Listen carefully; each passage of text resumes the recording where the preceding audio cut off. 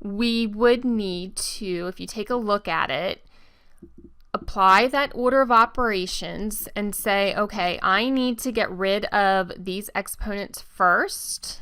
So I need to do the power of a power first. That always comes first if you have power of a power.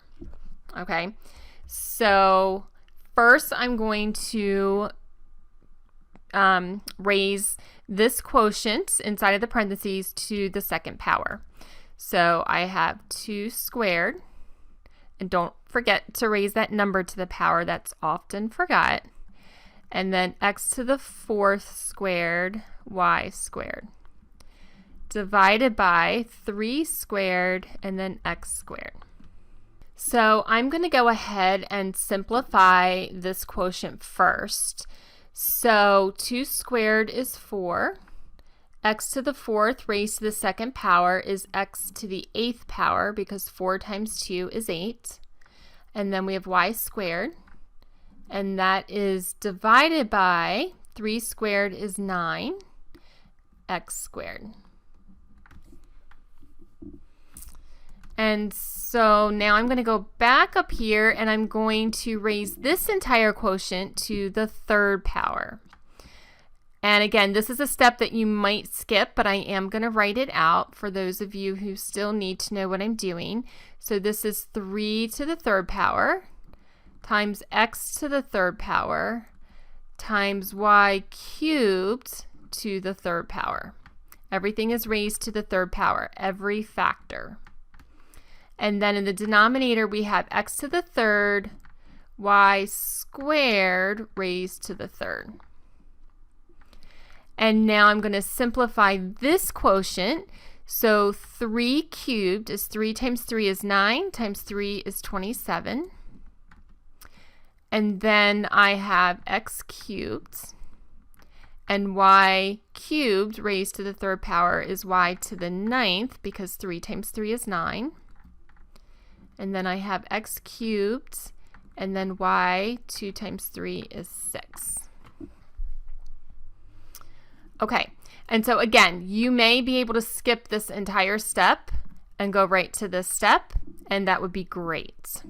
Okay, if you're not there yet, it's fine. Just keep working on it and you will get there.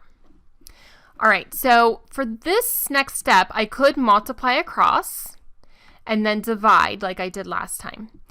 For this example, though, I'm going to simplify each quotient first and then multiply, just to show you the other way. All right, so 4/9 cannot be simplified, so I'm going to leave that as 4/9.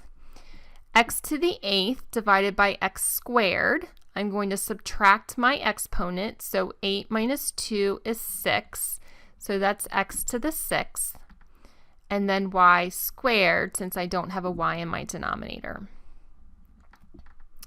times, and then this is 27, x cubed divided by x cubed, 3 minus 3 is 0. These are actually just going to simplify to 1, so I'm going to cross those out.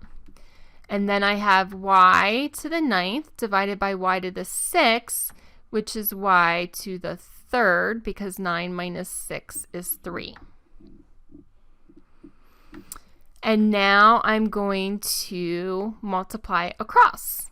So 4 times 27 is 108. X to the 6th times, we have no x, so that's going to be x to the 6th. And then this is y squared times y cubed. 2 plus 3 is 5, so that's y to the 5th. And that's going to be divided by 9. So now the only thing we have to do is ask ourselves, can this be simplified? And that answer is yes. 108 divided by 9 is 12.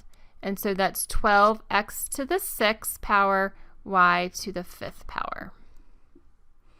All right, so some of you might find that simplifying each quotient first and then multiplying is a little more efficient.